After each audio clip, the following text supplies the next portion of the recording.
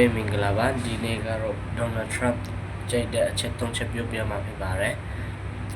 ပထမကတော့ခံမာတဲ့ဟောင်းဆောင်လို့ကျွန်တော်မြင်ပါတယ်ဘာဖြစ်လို့လဲဆိုတော့သူများနိုင်ငံနဲ့တန်ခါလက်စစ်ဖြစ်တဲ့ဆိုရင်သူကဒီလောက်ပြီး student visa တွေကဘန်နေတဲ့ခု53နိုင်ငံလာအဲ့လောက်visa တွေဘန်နေတယ်အဲ့ဒါကသူများတွေက live ပြောကြတယ်Donald Trump ကမကောင်းဘူးဟဲ့အဲ့ဒီလို refugee တွေဘာညာတွေမပေးနိုင်မချစ်ဘူးဟဲ့အဲ့ဒီလိုပြောကြတယ်ဒါပေမဲ့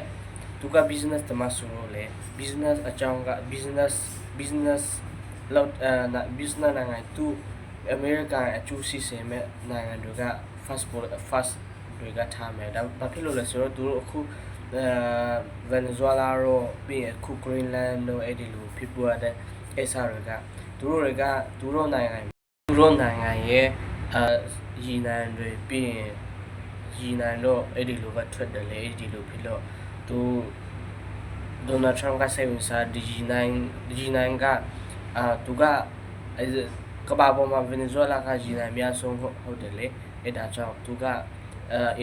since စိတ်ဝင်စားပြီးတော့ Venezuela တမရကိုဖမ်းပြီးအခုသူDonald Trump ကနေခုရီနန်တွေကတင်ပိတ်ပြီးအဲ့ဒါက US အတွက်ကောင်းယူဖြစ်တတိယချက်ကတော့ယူတာရလုံးမိပါတယ်ဘာဖြစ်လို့လဲဆိုသူကနိုင်ငံရေးတမအခြားနိုင်ငံရေးတမတွေကမတည်ဘူးဒါပေမဲ့ Donald Trump က